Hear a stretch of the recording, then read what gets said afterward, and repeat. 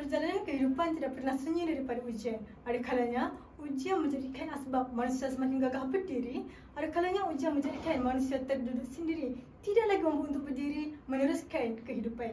Assalamualaikum warahmatullahi wabarakatuh. Salam sejahtera dan salam Nadi Ilmu Amalan Membaca.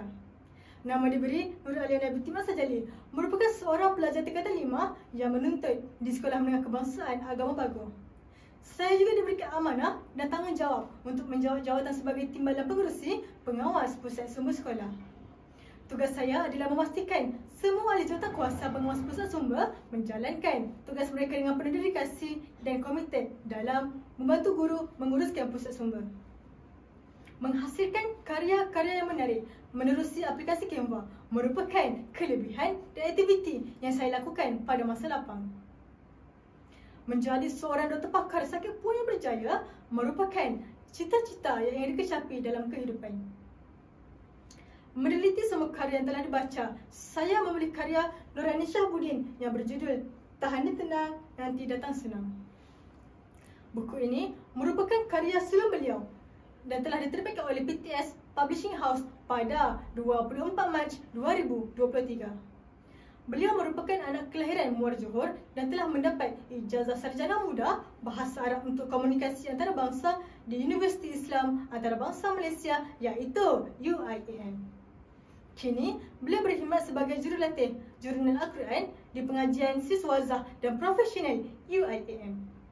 Buku ini mengandungi 160 halaman yang bercetak dan 40 tadabbur ayat Al-Quran dan juga serta huraian ayat Al-Quran yang dapat dijadikan sebagai sumber inspirasi dalam meneliti perjuangan kehidupan. Buku yang berkonsepkan tadabbur ini telah dilengkapi dengan ruangan DIY tadabbur agar para pembaca dapat mentadabbur lebih banyak ayat Al-Quran dan dijadikan motivasi.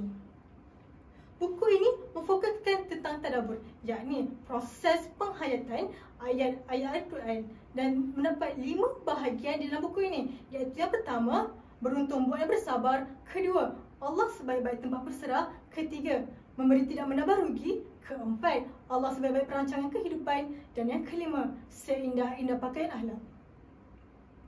Bahagian yang ketiga iaitu memberi tidak menambah rugi, di dalam buku ini telah menyentuh hati saya kerana di dalam ayat ini terkandung satu ayat daripada surah Al-Kahfi iaitu setiap yang berlaku adalah di atas ketentuan Allah.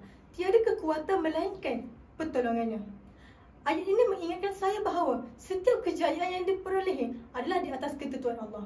Tanpa pertolongannya, kita tidak dapat melakukan apa-apa. Buku ini mengandungi 3 pengajaran, iaitu pertama, kita perlulah bersabar dalam menghadapi ujian kehidupan dan segala onak dan duri yang dihadapi, kerana selepas ujian pasti adanya pelangi. Yang kedua, sifat kesungguhan. Kita perlulah sentiasa bersungguh-sungguh dalam melakukan sesuatu. Sebagai pelajar, kejayaan yang cemerlang tidak akan datang bergolek tanpa doa, usaha dan tawakal. Yang ketiga, sifat ketabahan. Kita perlulah sentiasa tabah dalam menghadapi ujian. Dunia sememangnya merupakan medan ujian. Andai kata hari ini kesulitan datang silih berganti, berdoalah agar diberikan ketabahan dan kekuatan dalam menghadapinya. Pengajaran yang ketiga-tiga ini telah memberikan saya motivasi untuk menjadi seorang yang lebih positif.